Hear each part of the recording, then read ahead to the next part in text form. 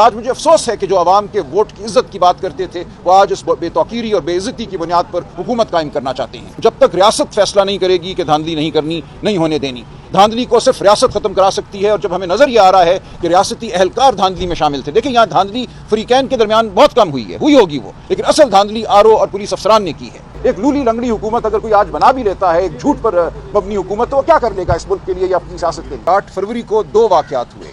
ایک میں سمجھتا ہوں پاکستانی قوم نے جمہوریت سے اپنی وابستگی کا اظہار ایک شاندار طریقے سے کیا۔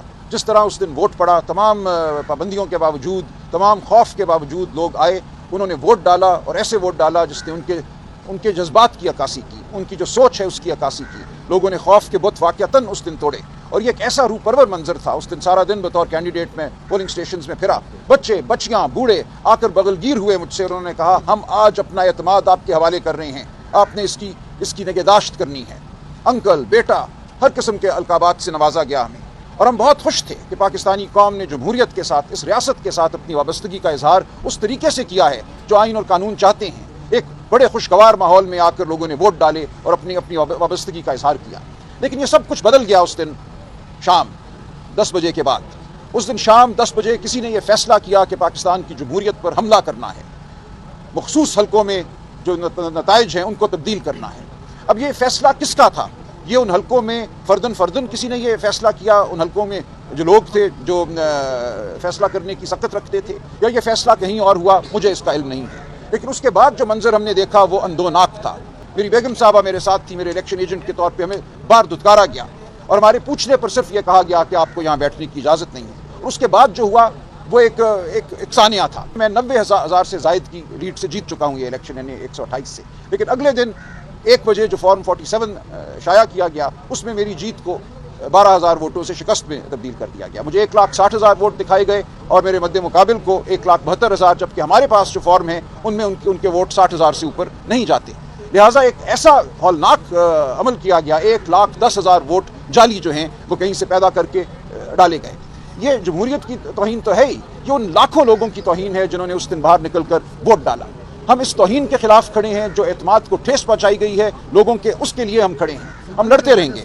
یہ بتائیں کہ آپ اس سے پہلے مسلم لیگ نون ابھی جو الیکشنز میں اس کی بینیفیشری ہے، آپ میاں نواز شریف کے لیے کروڑوں روپے فیس لے کے آپ ان کے کیسز لڑتے رہے، آج آپ سے کیسا لگ رہا ہے کہ ان کی جماعت جو ہے وہ اس دھاندلی کے نتیجے میں حکومت میں آ رہی ہے؟ دیکھیے مجھے بہت افسوس ہو رہا ہے، ہم جو مقدمے لڑ رہے تھے 2017 میں وہ کیا مقدمے تھے؟ ہم یہی کہہ رہے تھے کہ عدالتی عمل کے ذریعے رجیم چینج نہیں ہونا چاہیے اس ملک میں، عوام کو موقع دیں کہ وہ منتخب کریں کس نے حکومت میں رہنا ہے، کس نے حکومت میں نہیں رہنا۔ ایسا نہیں ہونا چاہیے کہ آپ JITs بنائیں، عدالتوں کو بٹھائیں اور ان کے ذریعے کسی کے نام پہ سرخ لکیر لگائیں اور اس کو باہر نکال دیں۔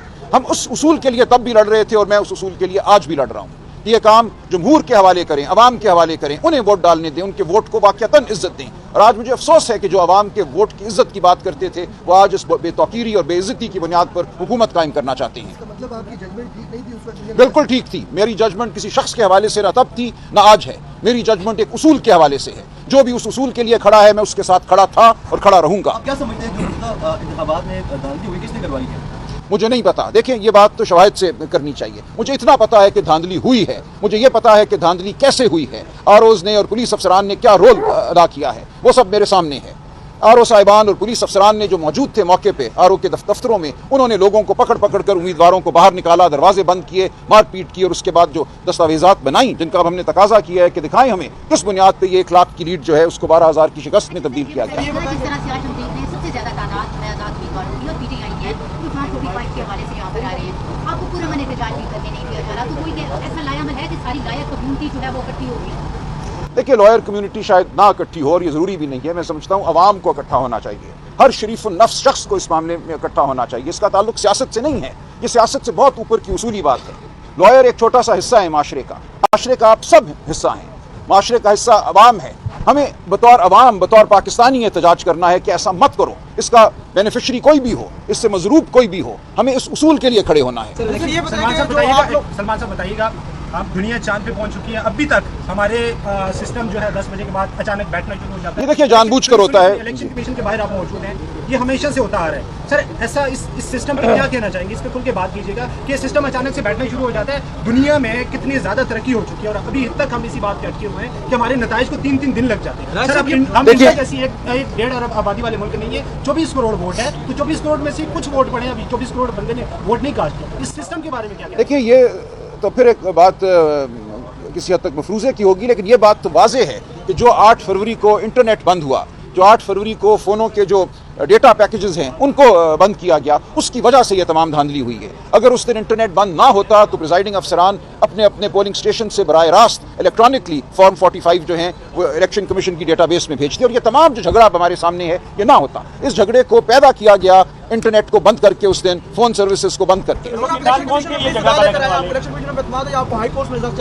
देखिए हम हर जगह इस्तदा करेंगे, हर दरवाज़ा खटखटाएंगे, एतमाद हो या ना हो, जो कोई कानूनी रास्ता है उसको हम अपनाएंगे। अब एतमाद होना ज़रूरी नहीं है, हमारे पास जो रास्ता है उसको अपनाएंगे, वरना जो बात है वो तो हम करते ही रहेंगे। इलेक्शन कमीशन ने कल एक फैसला जारी किया जिसमें ये कहा कि आरओ टीम में रिपोर्ट जमा करवाए और फॉर्म 47 को जारी न करें। उसके बाद उसी की रिवर्स में आज खुद डिसीजन दे दिया। आपको किस हद तक उम्मीद है कि ये? देखिए मुझे नहीं पता, मुख्तलिफ मुकदमात के मुख्तलिफ हक़ाइक़ होते हैं। किसी मुकदमे में वो ये कह सकते हैं कि रोको फॉर्म 47 को, किसी में कह सकते हैं ना रोको। इससे कोई उमूमी तासुर नहीं रहना चाहिए। सर ये बताइएगा कि 76 सालों में हमेशा से धांधली के इल्जामात एक दूसरे के ऊपर लगते रहते हैं, दुरुस्त लगते रहे। देखिए धांधली का मामला खत्म कब होगा? नहीं होगा ख़त्म जब तक रियासत फैसला नहीं करेगी कि धांधली नहीं करनी, नहीं होने देनी।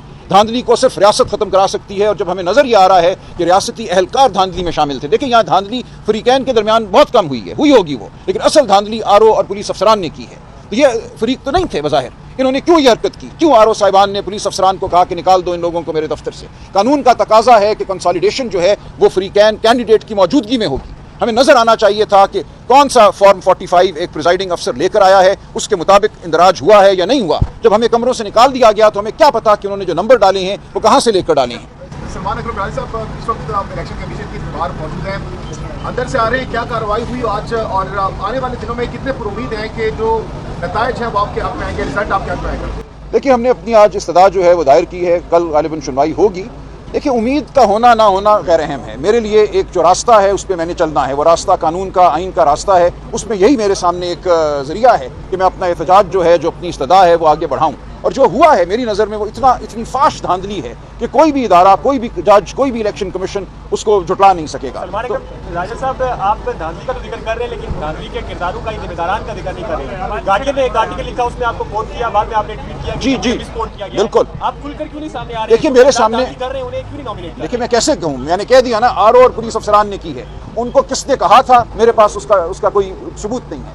मुझे तो ये नज़र आया कि आरओ साहिबान के दफ्तर में धांधली हुई, करने वाले आरओ साहिबान थे और उनके माविन थे पुलिस अफसरान। ये दो किरदार तो बिल्कुल सामने हैं और मैं खुलकर इनका नाम लेता हूँ। मैं अपने हल्के के हवाले से कोई तामुल नहीं समझता, मैंने ट्वीट में नाम भी नहीं है, लेकिन इसके पीछे कौन है ये मुझे नहीं मालूम। इन्हीं आरओज़ को चैलेंज किया था उमैर न्याज़ी ने लाहौर हाई कोर्ट के अंदर, और सुप्रीम कोर्ट ने इन्हीं आरओज़ को बहाल किया था। आपको लगता है कि ये पहले से सारा का सारा प्लान किया गया था? देखिए मैं अब सुप्रीम कोर्ट के हवाले से नहीं कुछ कह सकता। उन्होंने तो इसलिए बहाल किया था कि उस वक्त देर बहुत हो गई थी। आरओज़ की तैनाती को बहुत पहले चैलेंज होना चाहिए था और गालिबन किया भी गया था। वो पिटिशन लगी 2 हफ्ते के तातुल से थी।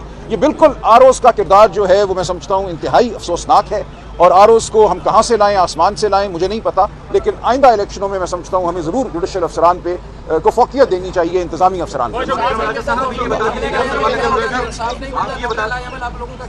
देखिए बाकी लाएअमल तो पुरअमन सियासी एहतजाज ही होगा, उसके अलावा क्या हो सकता है।